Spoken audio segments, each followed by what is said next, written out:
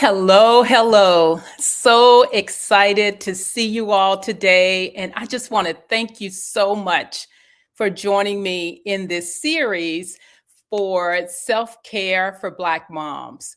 And this is Black History Month. And about 5 years ago, during Black History Month, I did a series called 28 Days of Self Care for Black Moms. And this was back in the day of, um, what was it, Clubhouse. And so there was a lot of activity on there daily. And I just really enjoyed doing this series. I think of it as almost like a love letter to Black moms. I work with so many moms and work with them on a daily basis. And one of the things I see so often is that we really do sometimes wear ourselves down. We're doing everything, we're responsible for everybody. And we always know that we can't pour from an empty cup. And so when it comes to Black moms, especially, we have a lot that we're carrying. And with this particular series, I just really wanted us to have a chance to slow down, to not feel guilty for slowing down, and really just have some practical ways that we can continue to take care of ourselves on a daily basis. And so each week this month of February, this is the first installment. I'll be talking about practical ways to just take care of you so that you're not pouring from an empty cup. Now, there are actually 8 pillars of self care. And usually we only know about maybe one or two, or maybe we don't even think about it in that way. Because oftentimes when we think about self care, we just think about perhaps, getting a massage, or something like that. Or we feel like, it's going to cost us a lot of money to take care of ourselves or do anything that's self care oriented. But there are a myriad of ways that you can practice self care that really don't cost you anything. And those are the things that I really am excited about, because it can be just a few minutes a day, just a few minutes a day where you're doing some practice of self care. Now, today's session, I want to talk about emotional self care. And Candace Green is going to be joining me. She was on just a few seconds ago. She's in DC. And so Candace is now back in the studio. So I'm going to bring Candace to the stage. Hi there, Candace. Hello, You had me Hillary. scared for a minute there. Doesn't it always happen? I mean, inevitably, we I know, experience those right? technical difficulties. Yes, yes. And you're there in DC, and we were already talking about the craziness with the weather and all of that. Yes, So, with the yeah, weather and the everything happening in this climate. yes, yes. And school being closed, Yep. all of that, all of that. There's so much going on in our world, in our lives, and Hmm. this is a timely conversation. Yeah, absolutely, absolutely. Now, Candice, we actually met just recently, last month, through just you know, communicating and supporting one another on LinkedIn. And Right. so it was through our conversation that we had offline, which I just love. That's when we, talked about this series that I was going to be doing. And I'm just so grateful to you for agreeing to join the conversation. And I know that a lot of the work that you're doing with moms speak directly to emotional self-care. And so I was just doing an intro about, how I got started with this before when you had dropped off. And I'd love to just kind of have you share a little bit with our audience about your work with moms. Yes. So I'm Candace. I work with mostly single Mm-hmm. moms, but Mm-hmm. any parent can use the work that I do. I'm an energy healer, I'm a conscious parenting coach.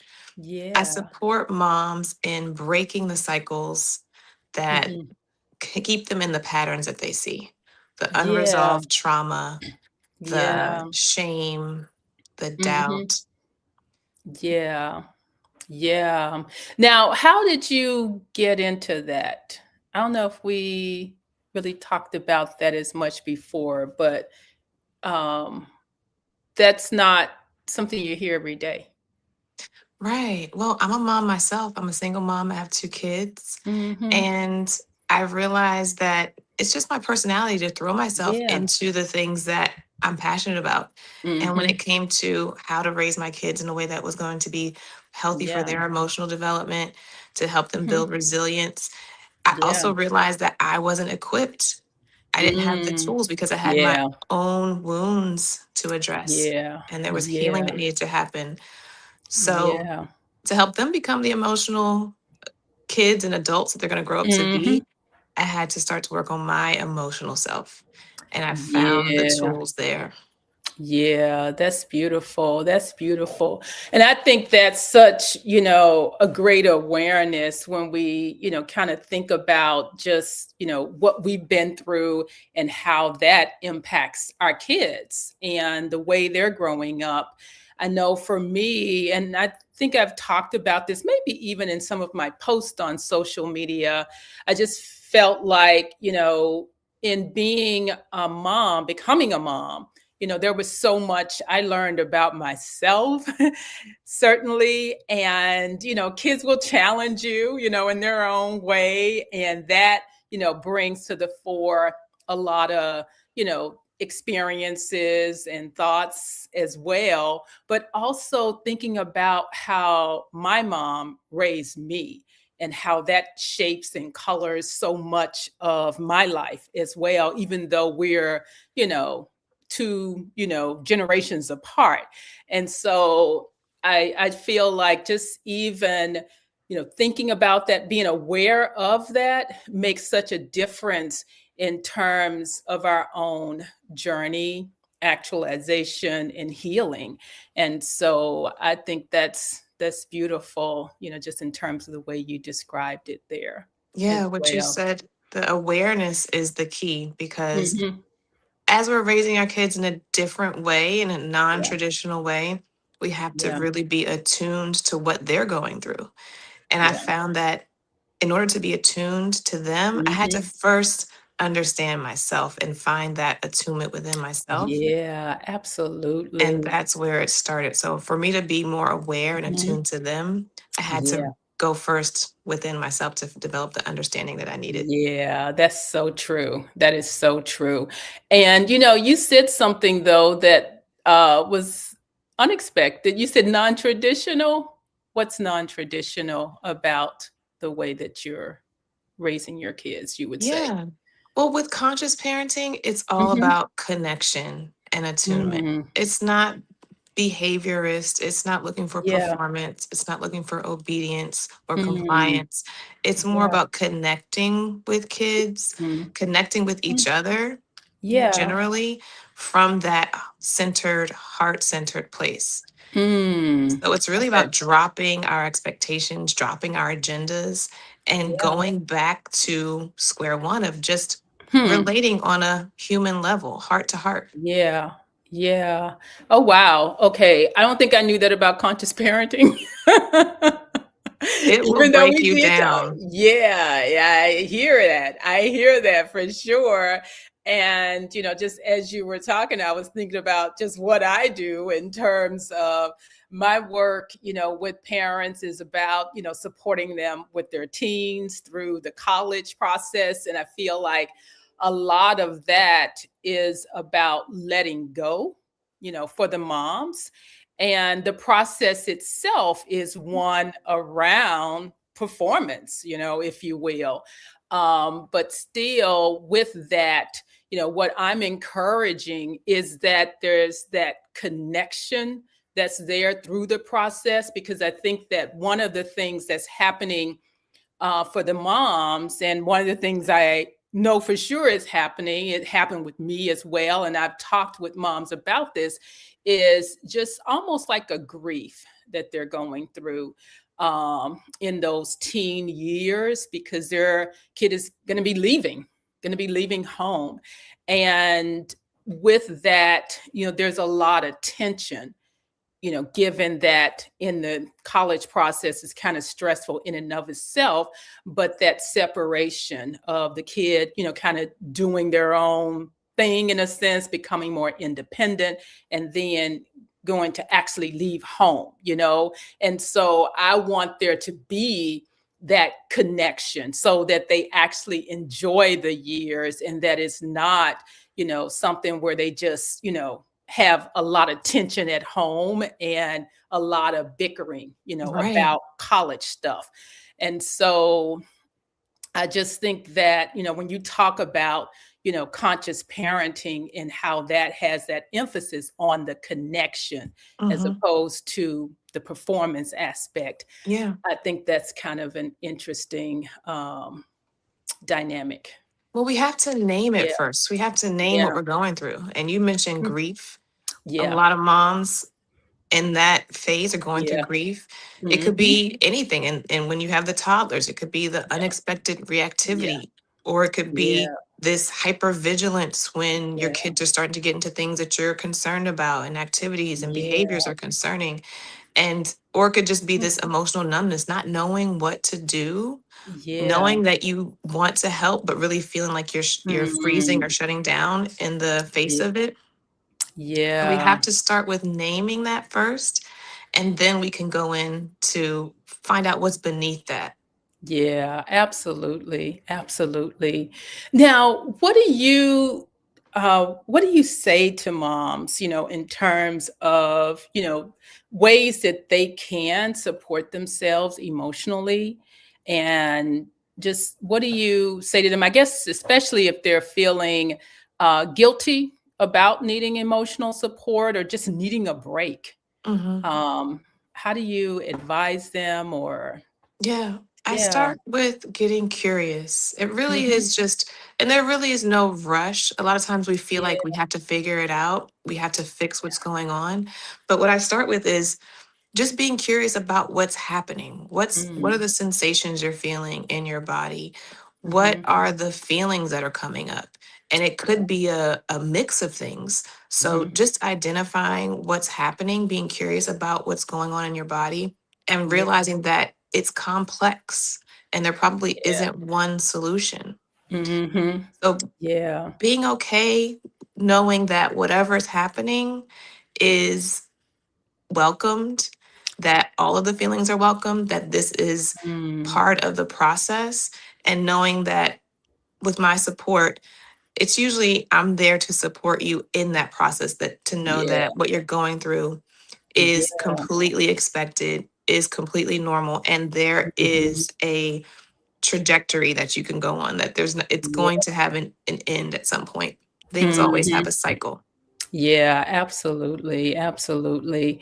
When you were just speaking, one of the things it reminded me of in terms of just kind of being aware, I, had an awareness of just kind of, how my body was responding to social media. Mm, And this was, many years ago. And this was when it first, started becoming popular. And I really wasn't thinking about emotional self care back then. I don't even think I had a recognition of it at all, or even the term. But that awareness certainly, helped me with thinking about how I engaged much differently, and just being aware of my body. mhm. And I feel like, now, I there's almost like a hypersensitivity for that awareness. And, like even one of the practices that I do to support myself emotionally and, really, provide that self-care and self-love is when I have a negative energy, like in a space, with a certain person or a certain kind of context, I stay away from it, So I'm Mm-hmm. sensitive to, just, that energy and it just not feeling right. Mm-hmm. And Yeah.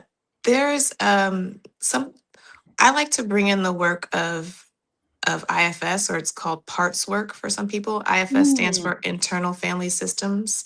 And yeah. the idea is that we have all these parts inside of us. Mhm. The You can name them by their feeling or by the Yeah. sensation, the anger, the happiness, Yeah. the grief. All of these are parts of us, and they might surface in certain Yeah. situations like you Yeah. experienced. And when you can realize that that part is surfacing or speaking to you for a reason, it has a message to Yeah. send, Yeah.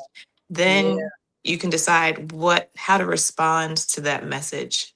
Yeah. So when it Yeah. comes to feeling overwhelmed or overloaded, Mhm. that part is giving you that message for a reason so that Yeah. you can respond. Yeah, yeah. That's so good. That's so good. And, I just love where you start with it in terms of the awareness, because then, once you have that awareness, then that's when the self-care can actually be practiced. Right. So Right. yeah, yeah. Um, what do you what 2 to 3 practices would you give those who are listening? Um, in terms of a practice that they can do for emotional self-care that doesn't cost any extra money, doesn't take any extra time. The Yes. situations around them don't have to be perfect. I know, because we all Yeah. have enough to do, and taking care of ourselves, we don't want it to be on our to-do list. It's not a chore. Right, It's happening right. in real time. And so we have to be able to take care of ourselves in real time too. So Yeah. one thing that I use a Mhm, lot, and mhm. it's just happening in the background, in the Yeah. middle of situations, in the middle of life circumstances. Mhm. It's called notice, know, and need. So you notice the Mm, sensations that are coming up. Notice the feeling, the tightness in your chest, or that mhm. tension, or that um, the the the discomfort Yeah. that shows up. You notice it, and then you recognize that it's there to send you a message. So what does Mhm. this feeling want me to know? Yeah. And then you Yeah. just ask your body that, and then Wow. something may come up. What does it want me to Mhm. know? Yeah. Yeah. I And love then that. from there, you can say, okay, now what does this part of me need? Now that I know what Mm. it wants me to know, I know the message. What is Mhm. the need? Yeah. Yeah. And you I just love kind of that. captured that in your scenario with the social media. You noticed Mhm. something, you had to figure out the message and then Mhm. determine what the need is. Yeah. Yeah. Exactly. Exactly. You need to check on Oh, your baby. Go ahead. just a minute, just a minute. I know how that is. I know how that is. So no worries at all. I have to one thing I was just gonna say, Candace, and I'll just say to the audience, I had a situation where I was doing one of these lives, and my children, they weren't aware that I was doing a live, but I was just going at it. And out of the blue, my son just walks right behind me with no shirt on. And it was just so hilarious because the thing is, when you're doing these lives, oftentimes you don't know who's watching or if anybody is watching. You just have to keep going with it. And all of a sudden, I got a message in the comments. And so that's how I knew someone was watching. But it was just so hilarious because, kids don't, they don't know. They just kind of doing them. You ready, Candace?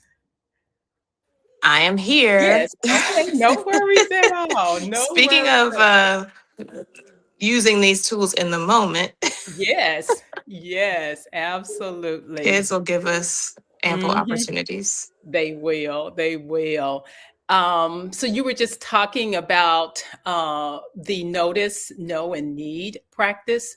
What's another practice you would recommend that our moms can use, our listeners? Yeah, it all comes back to just being attuned to yourself. And Hmm. these are tools that I use in the energy work that I do with my clients, Yeah. but it's something that we could all do. Hmm. So when you notice, it's really about noticing how your body Yeah. responds to certain situations Hmm. because your body does give you the clues. Our body is holding Yes. all of the information. It's Yeah. just this one big data center. Hmm. So, one thing we Yeah. can do is if we're in the middle of a circumstance where we're making a tough decision or we're not really Yeah. sure what direction to go, Hmm. we can let our body help us with that answer. So, one of the Yeah. ways to do that is to do what's called the sway test. And Yeah. if usually I do it standing, but Hmm. it could work seated as well. You ask your body to give you yes or no answers. So you're asking your body yes or no questions. Yeah. One way that you can do it just with something neutral is just saying, "My name is Candace," and notice what, after getting to a still point, notice what my body does. Usually, a Mm. yes is going forward, a Yeah. slight forward tilt, and a no would be a slight backward tilt. Mm. So I like to teach my clients that we Yeah. have to really tune into ourselves, listen to our bodies, and start practicing and getting Yeah. used to the answers that our body is giving us, because Mhm. those are the clues that we want to continue to follow. And the more we do it, the better we Right. get at it. Right. Oh, wow. Okay. That's pretty powerful, I think. Just in as you were describing it, I was thinking about what that actually looks like, and that was pretty powerful. Um, Victoria says that she agrees that our bodies give us all the clues that um, we have to do is listen. Yeah. All we have to do is listen. Thank you so much for that, Victoria. Um, One of the practices for me in terms of emotional self care is gratitude. Um, it's been huge for me over the last, gosh, I don't know, it's been like 6 or 8 years now. It's been a while. And it was something that my son actually introduced to me because he was keeping a gratitude journal.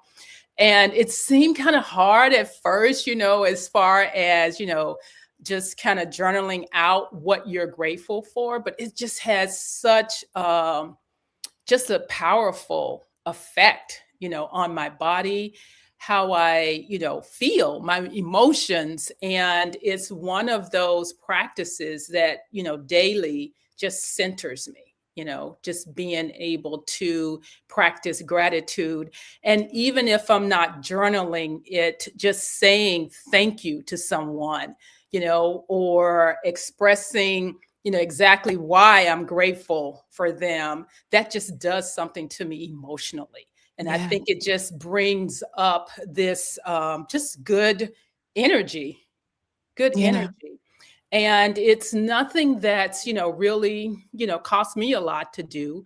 But just saying, I'm so thankful for you opening that door, I love or that. for you doing XYZ. I think it's more powerful when you tell them exactly what you're thankful for.